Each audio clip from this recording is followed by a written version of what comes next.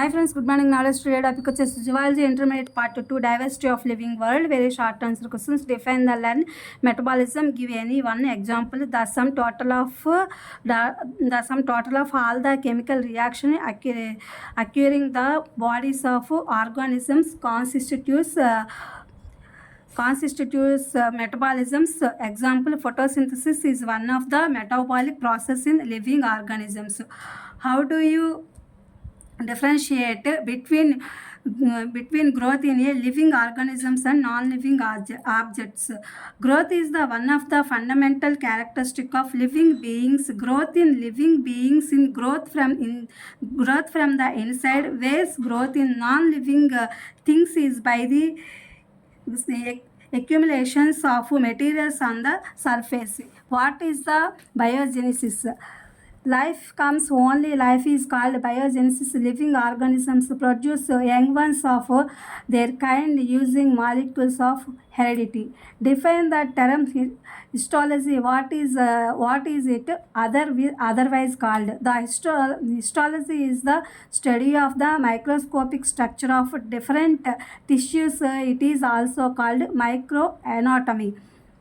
Distinction between embryo and ethology. Embryo, it is the study of events that lead to fertilization, cleavage, early growth, and differentiations, zygote into an embryo.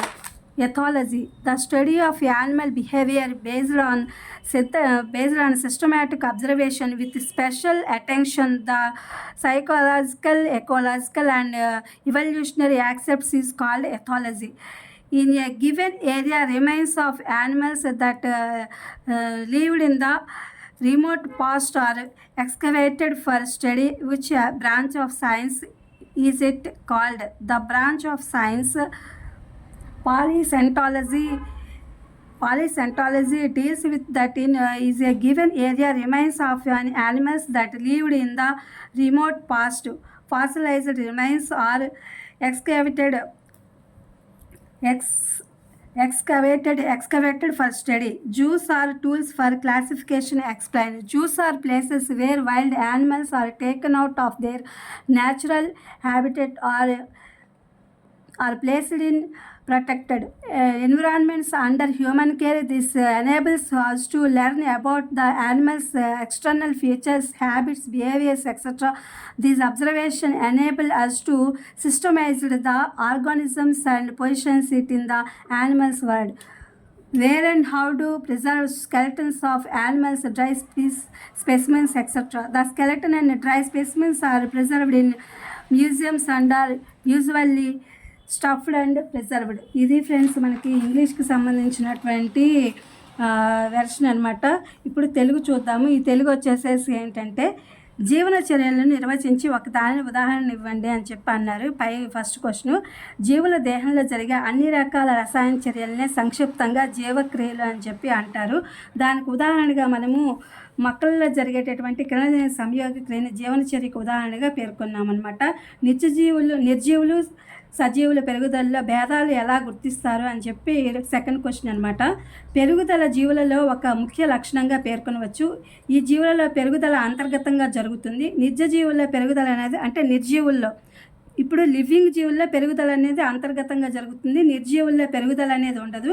కొన్ని నిర్జీవులు బాహ్యముగా పదార్థం సమకూర్చుకోవడం వల్ల పెరుగుదల అవి చూపిస్తాయి అని చెప్పి చెప్తున్నారు. నెక్స్ట్ వచ్చేసి థర్డ్ క్వశ్చన్, బయోజెనిసిస్ అంటే ఏంటి? జీవుల నుండి ఉద్భవించాయని తెలుపుటే బయోజెనిసిస్. అంటే ఒక జీవి నుంచి ఇంకొక జీవి రీప్రొడక్షన్ జరిగిందని తెలియచెప్పేది. అంటే వాటిని పోలినటువంటి జీవులను ఉత్పత్తి చేస్తాయి. ఇప్పుడు యానిమల్స్ ఉంటే యానిమల్స్ వాటిని పోలిన జీవులను ఉత్పత్తి చేస్తాయి. హ్యూమన్ బీయింగ్స్ ఉంటే హ్యూమన్ బీయింగ్స్ వాటిని పోలిన జీవులను ఉత్పత్తి చేస్తాయి. జన్యు అణువులను ఉపయోగించుకుని వాటి సంతానమును అవి వృద్ధి చేస్తాయి. కాబట్టి ఇది హెరిడిటీగా అది సంక్రమిస్తుంది అని చెప్పి చెప్తున్నారనమాట. నెక్స్ట్ వచ్చేసి ఫోర్త్ క్వశ్చన్, కణజాల శాస్త్రాన్ని నిర్వచించండి. దీనికి గల మరొక పేరేంటి అని చెప్పి అంటున్నారు. వివిధ అంగాలలో ఉండే కణజాలాలు సూక్ష్మ నిర్మాణాన్ని, వాటి అమరికను గురించి తెలిపేదే కణజీవ శాస్త్రం అన్నమాట. దీనిని సూక్ష్మ అంతర నిర్మాణ శాస్త్రం అని కూడా అంటారు. అందుకే దీనికి మైక్రో అనాటమీ అని చెప్తున్నాము. నెక్స్ట్ వచ్చేసి పిండోత్పత్తి శాస్త్రానికి ప్రవర్తనా శాస్త్రానికి మధ్య భేదం ఏంటి అని చెప్పి అంటున్నారు. జీవులలో జరిగే ఫలదీకరణము సంయుక్త బీజంతో జరిగి విదళనాలు వివిధ పిండాభివృద్ధి దశలను అధ్యయనం చేసే శాస్త్రాన్ని మనము ఎంబ్రియో అంటే పిండోత్పత్తి శాస్త్రం అంటాము. అలాగే ఇప్పుడు జంతువుల ప్రవర్తన గురించి తెలియజేసేటటువంటి వాటి బిహేవియర్ని తెలియజేసేటువంటి శాస్త్రాన్ని ప్రవర్తన జీవశాస్త్రం అని కూడా అంటూ ఉంటారు. నెక్స్ట్ 6th క్వశ్చన్ చూడండి. ప్రాచీన కాలంలో నివసించిన జీవి అవశేషాలను ఒక నిర్దిష్ట ప్రదేశంలో నిల్వ తీయుటకు జరిగింది. ఇలాంటి అధ్యయనాన్ని జరిపే జీవశాస్త్ర శాఖను ఏమంటారు అని చెప్పి అంటున్నారు. ప్రాచీన కాలంలో నివసించిన జీవుల అవశేషాల శిలాజాలను గురించి అధ్యయనాన్ని పురాజీవ శాస్త్రం అంటారు. అంటే ఫాసిలైజ్డ్ రిమైన్స్ అని చెప్పి పాస్ట్ అనమాట. ఇది పాస్ట్ జరిగిపోయిన దాని గురించి చెప్పేటటువంటి స్టడీ అని చెప్పి అంటారు. నెక్స్ట్ వచ్చేసి 7th క్వశ్చన్. జంతు ప్రదర్శనశాలల వర్గీకరణకు ఉపకరణాలను వివరించండి అని చెప్పారు. జంతువుల బాహ్య లక్షణాలు మరియు ఆహారపు అలవాట్లు, ప్రవర్తన మొదలగు వాటిని పరిశీలించడానికి, వాటి ఆధారంగా జంతువులను వర్గీకరించడానికి జంతు ప్రదర్శనశాలలు అవగాహన కలిగిస్తాయి అని చెప్పి అంటున్నారు. అలాగే నెక్స్ట్ వచ్చేసి 8th question. Where and how do you preserve skeleton అని చెప్పి అన్నాడు. పొడి నమూనాలు అస్థిపంజరాలను ఎట్లా పరీక్షిస్తారు అని అడిగారు. పక్షులు, క్షీరదాల వంటి పెద్ద జంతువులు లోపల అవయవాలను తీసివేసి, అంటే అవి చనిపోయిన తర్వాత వాటి అవయవాలన్నింటినీ తీసేసి వాటి స్థానంలో పొట్ట, ఊక లాంటి పదార్థాలని దట్టించి ప్రదర్శనశాలలో భద్రపరుస్తారు. ఇది మనము జువాలజీ ల్యాబ్ అలాంటి వాటిలో కొన్ని రకాలైనటువంటి స్నేక్స్ని అలాగే స్కెల్టన్స్ని చూస్తూ ఉంటాం కదా, అదనమాట. వివిధ అస్థిపంజరాలను కూడా భద్రపరిచెదరు. ఇవి friends today Telugu English version in zoology intermediate. ఇవి మీకు ఉపయోగపడుతుందని క్వశ్చన్ అండ్ ఆన్సర్స్ వెరీ షార్ట్వి అప్లోడ్ చేశాను. Please my channel like, share, subscribe and comment. Thank you for watching. Thank you for your support.